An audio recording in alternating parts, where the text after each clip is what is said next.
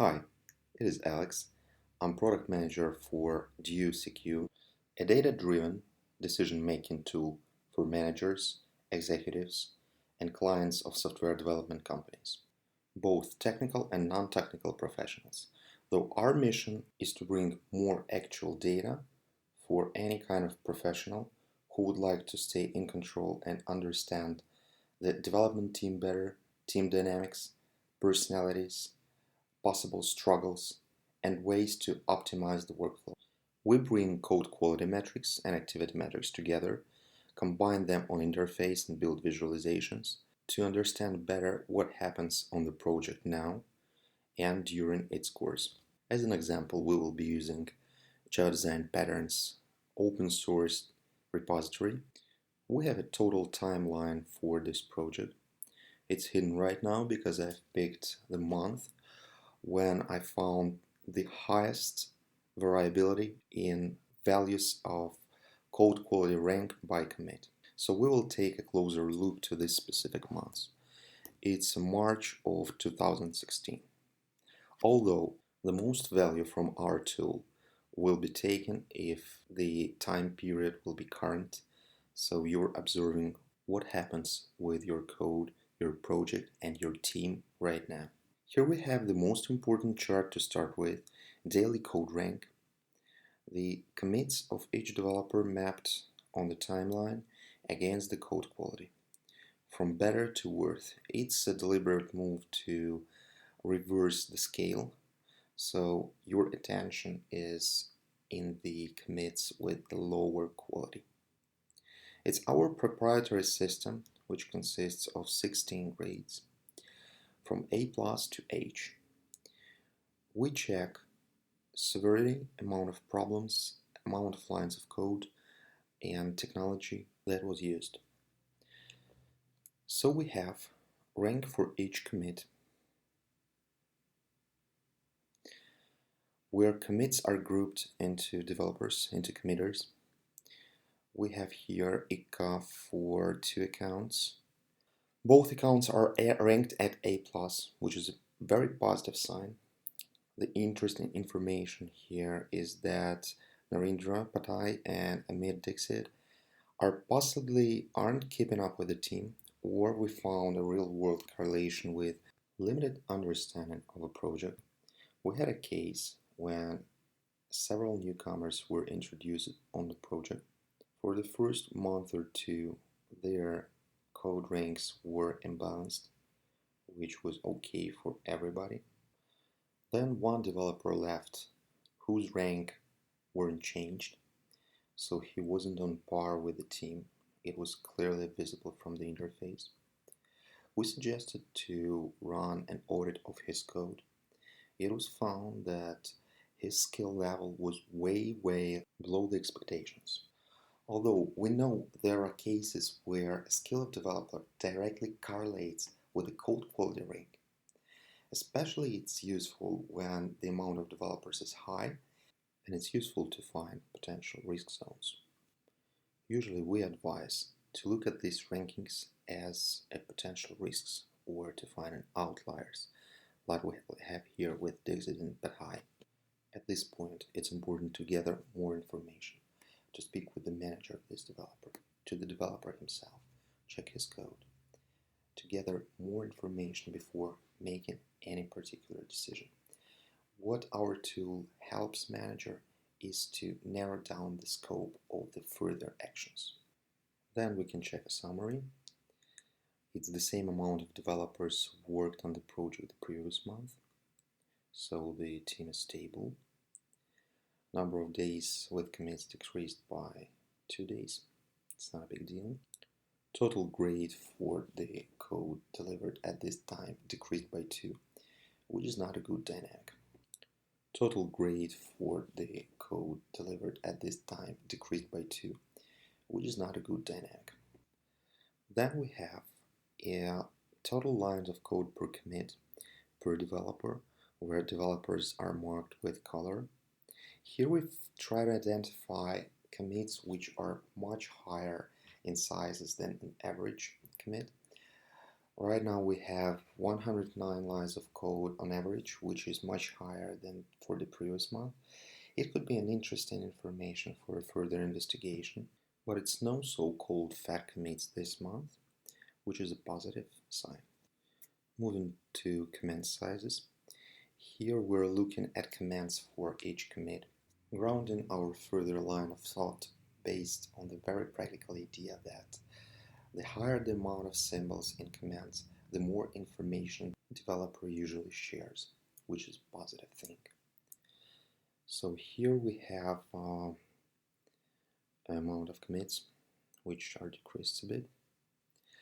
Then short commands, which are smaller than 8 symbols. It's no short commands identified, which is great. Duplicated commands is another bad habit for copy paste and fixed or bug fix or done from command to command.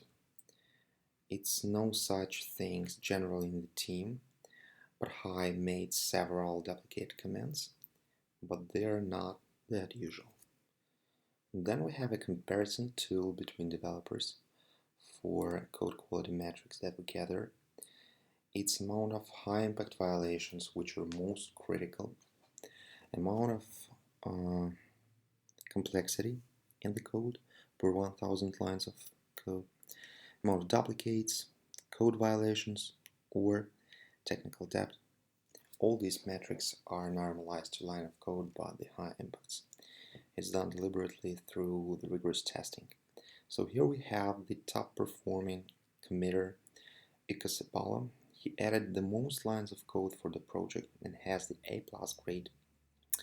So he has some violations per 1000 lines, it's 6.38, and some complexity.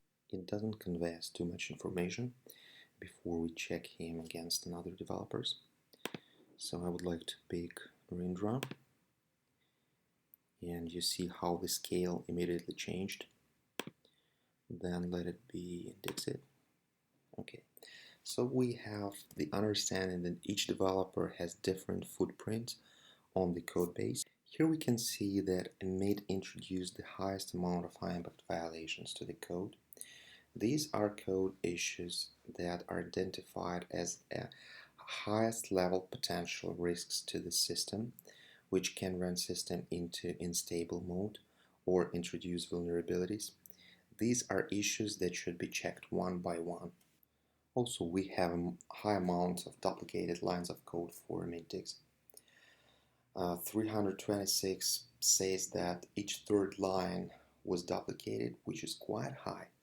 So developers should clearly understand why he made this decision.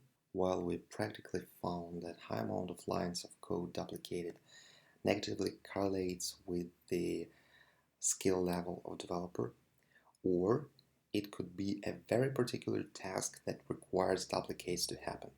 That's why it's important to get more information before drawing any possible conclusion. Another important bit of information is that Narendra introduced the highest amount of complexity to the project.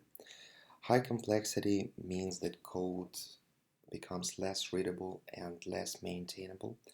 Basically, this metric says that he has an if statement or else statement each 5 lines of the code that he delivered.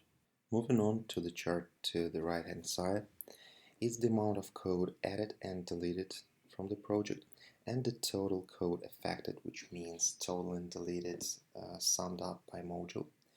So we see that Icosapala has the most influence on the code base, then Rindra, then Gwildor 28, where we can see that Ika mostly added code and the most amount of code was deleted by Narendra. Also, we can see that the team delivered more than 2 times more code this month. Also, we have charts for the code base size dynamics according to time. So we can see when the big additions to the code base happened and big drops in the amount of lines of code. Then we have tickets by users. It's the tickets that were mentioned in commits.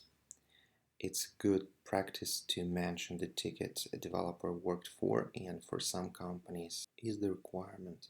So here we have two clusters of developers who mostly mentioned and not mentioned tickets in their comments.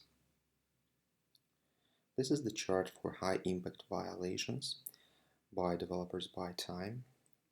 This is the commit that introduced most of them, made by Dixit. Here is the hash of the commit so developers can check this particular commit. Code metrics by repositories gives you an ability to check several repositories against metrics that you know already. And high impact violations by developers are helping to concentrate the efforts of code review into reviewing code of particular developers.